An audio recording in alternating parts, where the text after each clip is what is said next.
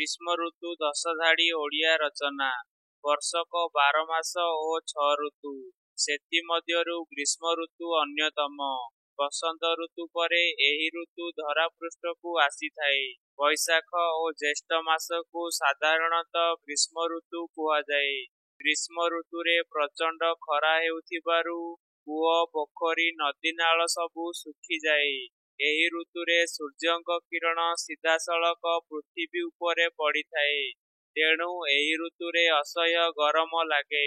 ଗ୍ରୀଷ୍ମ ଋତୁରେ ଗଛମାନଙ୍କ ପତ୍ର ସୂର୍ଯ୍ୟଙ୍କ କିରଣରେ ଶୁଖି ଝଡ଼ିଯାଏ ଏବଂ ବିଲ ସବୁ ଫାଟିଯାଏ।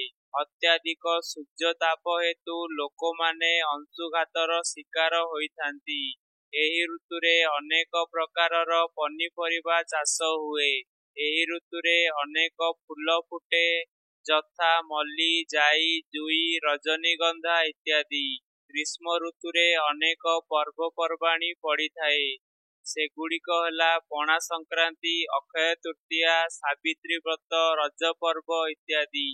ଏହି ଋତୁରେ ଝାଞ୍ଜି ପବନ ବା ଗରମ ପବନ ଯୋଗୁଁ ମନୁଷ୍ୟ, ପଶୁପକ୍ଷୀ ଏବଂ ଅନେକ ଜୀବଜନ୍ତୁ କଷ୍ଟ ପାଆନ୍ତି।